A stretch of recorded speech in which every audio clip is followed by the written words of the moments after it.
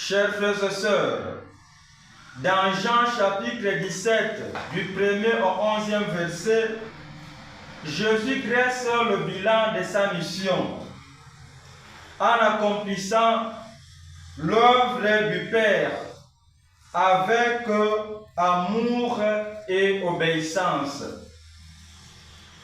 Il a glorifié sur la terre. Cette vie donnée, chers frères et sœurs bien-aimés dans le Christ, nous enseigne que la véritable gloire s'obtient en épousant la volonté de Dieu.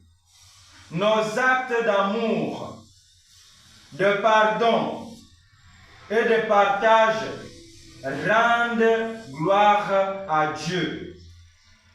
Nous avons 3 petits points à vous proposer ce matin. À savoir, 1. L'offrande de vie. 2. Le reflet de l'amour de Dieu. 3. La foi en action.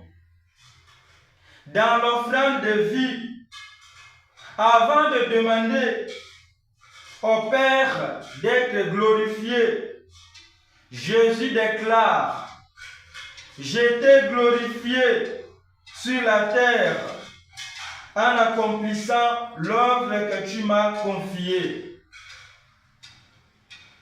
Il nous montre par là que la gloire n'est pas une récompense superficielle, mais le fruit d'une existence entièrement soumise et dévouée à Dieu.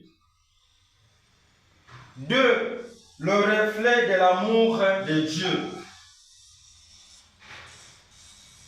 Nous prions souvent, bien-aimés dans le Christ, pour que Dieu nous élève, pour que Dieu nous bénisse.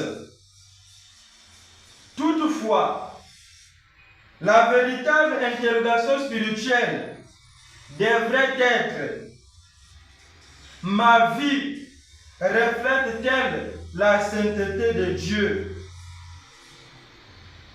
Jésus nous rappelle que la gloire de Dieu brille à travers nous lorsque nous pratiquons le pardon, l'entraide et la bienveillance au quotidien. La gloire de Dieu brille à travers nous lorsque nous pratiquons les œuvres de miséricorde corporelle. 3. La foi en action. Dieu honore ceux qui incarnent sa parole. Témoigner du Christ exige de dépasser les simples déclarations verbales pour prouver notre amour par une conduite juste et droite. C'est cette union, chers frères et sœurs, de nos actions avec la volonté de Dieu qui attire véritablement la grâce et la gloire de Dieu sur nos vies. Que Dieu bénisse nos actions. Amen.